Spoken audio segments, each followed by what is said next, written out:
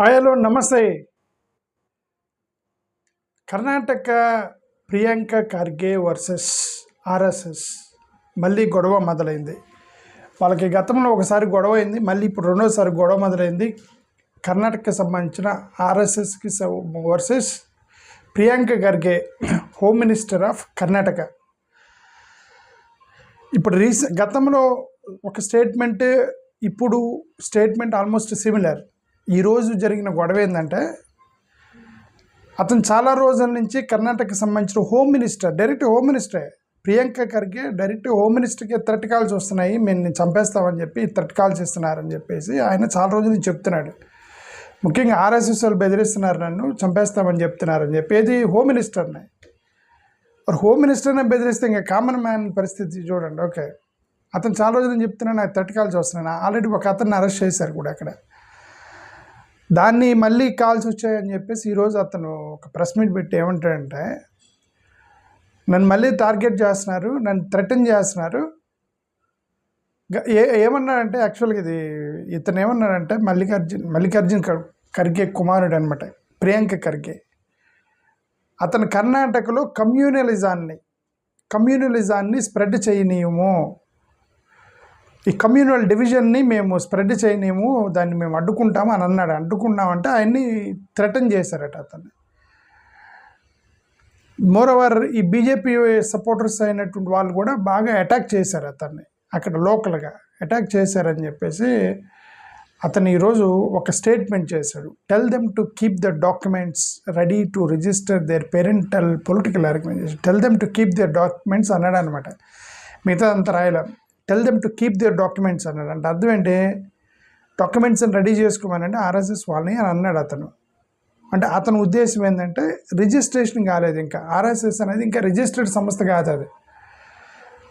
చాలా రోజుల నుంచి అతను దీని గురించి మాట్లాడతాడు, రిజిస్టర్డ్ సంస్థ, రిజిస్ట్రేషన్ చేసుకోండి.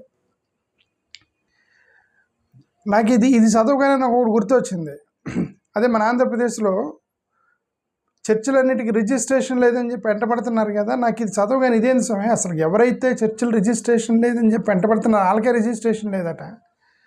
వాళ్ళే మీటింగ్లు వాళ్ళు ఇంకా పబ్లిక్ మీటింగ్లు పెడుతున్నారు, పబ్లిక్ మీటింగ్లు పెడుతున్నారు, పబ్లిక్ ఏమంటారు, కొన్ని ఆర్ఎస్ఎస్ సంబంధించిన షకాస్ అవన్నీ నేను నిర్వహిస్తూ ఉంటారు గ్రౌండ్లో, స్కూల్స్లో, కాలేజీల్లో. అదంతా ఏది ఆర్ఎస్ఎస్ సంబంధించిన వాళ్ళు.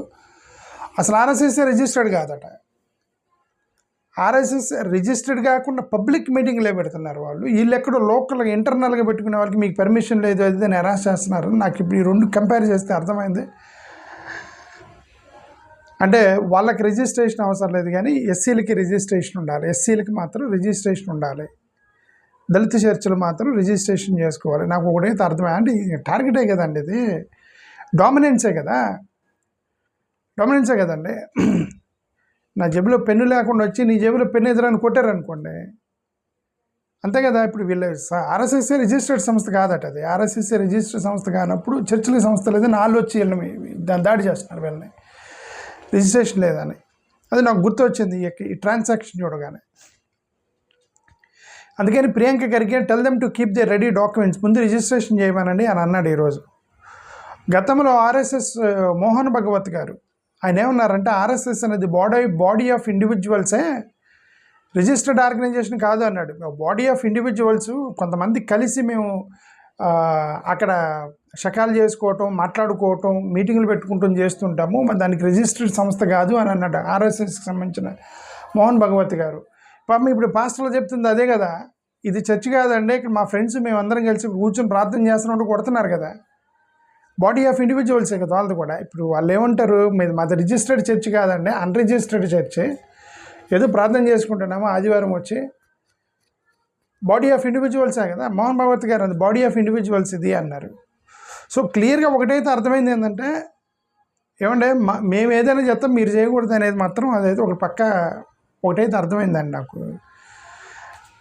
ఇప్పుడు అతను ఖార్గే ఏమంటాడంటే, మీరు పొలిటికల్గా ఆర్ఎస్ఎస్ వాళ్ళు పొలిటికల్గా ఆపరేట్ చేయాలన్నా, పబ్లిక్ అఫైర్స్ని ఇన్ఫ్లుయెన్స్ చేయాలన్నా సరే, ఫార్మల్గా మీరు రిజిస్ట్రేషన్ చేసి లీగల్ రిక్వైర్మెంట్స్ మొత్తం తీసుకొని మీరు స్కూల్స్లో అక్కడక్కడ మీటింగ్లు పెట్టండి, లేదంటే మీటింగ్ పెడతానికి లేదని అతను ఈరోజు స్టేట్మెంట్ చేశాడు.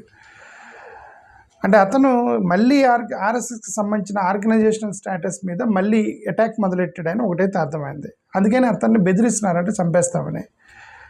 డైరెక్ట్ హోమ్ మినిస్టర్ అనే బీజేపీ ఆర్ఎస్ఎస్ వాళ్ళే దాన్ని అంటే పెద్దలేమో ఏమంటారు, కమ్యూనల్ గవర్నమెంట్ యాక్షన్ని కమ్యూనల్గా రాజకీయం చేస్తున్నారని చెప్పి పెద్దలు అంటారు.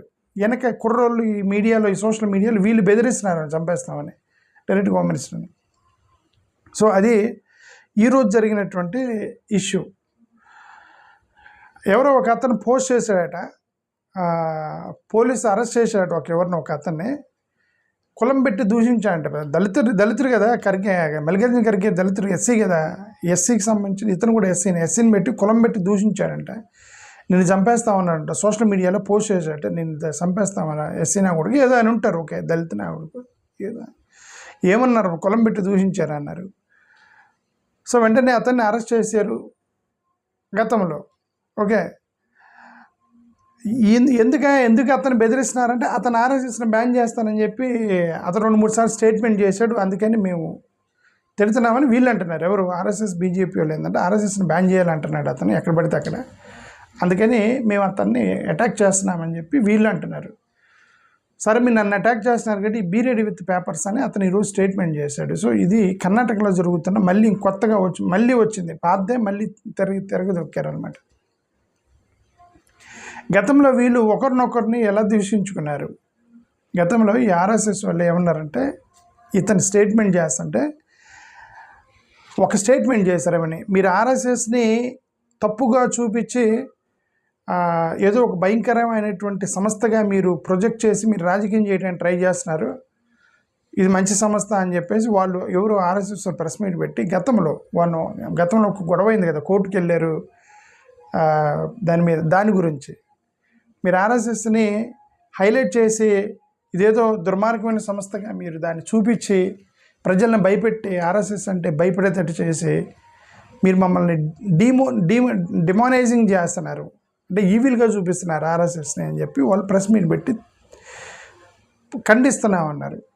ప్రెస్ మీట్ పెట్టి ఖండిస్తున్నారు. మరి ఇప్పుడు అతనికి ఎస్ఎంఎస్ పెట్టింది ఎవరు, అతను అటాక్ చేస్తుంది ఎవరు, ఇక్కడ చర్చల మీద అటాక్ చేస్తుంది ఎవరు, ఇదంతా కూడా ఎవరు అటాక్ చేస్తుంది. ఓకే, అంటే డైరెక్ట్గా ఆర్ఎస్ఎస్ కాకపోవచ్చు, ఆర్ఎస్ఎస్కి సంబంధించిన ఇన్ఫ్లుయెన్స్, అంటే ఆర్ఎస్ఎస్కి ఇన్ఫ్లుయెన్స్ అయినటువంటి కొన్ని సంస్థలు అయి ఉండొచ్చు కదా, వీళ్ళందరూ ఇన్ఫ్లుయెన్స్ అవుతారు ఆర్ఎస్ఎస్కి సంబంధించి. సో వాళ్ళు కదా అటాక్ చేస్తున్నారు.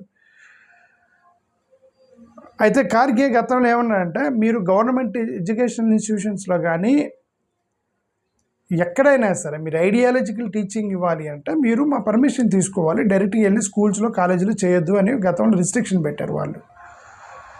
అక్కడే గొడవ అయింది. యాక్చువల్గా బ్యాన్ చేస్తున్నారు. బ్యాన్ అంటే స్కూల్స్ అండ్ కాలేజీలో బ్యాన్ చేస్తారు. వాళ్ళు కోర్టుకు వెళ్ళారు. కోర్టుకు వెళ్తే కోర్టు పర్మిషన్ ఇచ్చింది వాళ్ళకి. మళ్ళీ ఫ్రెష్గా మళ్ళీ ఈరోజు మార్నింగ్ మళ్ళీ మొదలెట్టారు. అది అంటే మళ్ళీ గొడవ మొదలైంది వీళ్ళిద్దరికీ. అది నాకు ఒకటి అర్థమైంది. ఓకే, సరే ఇది కర్ణాటకలో జరుగుతుంది.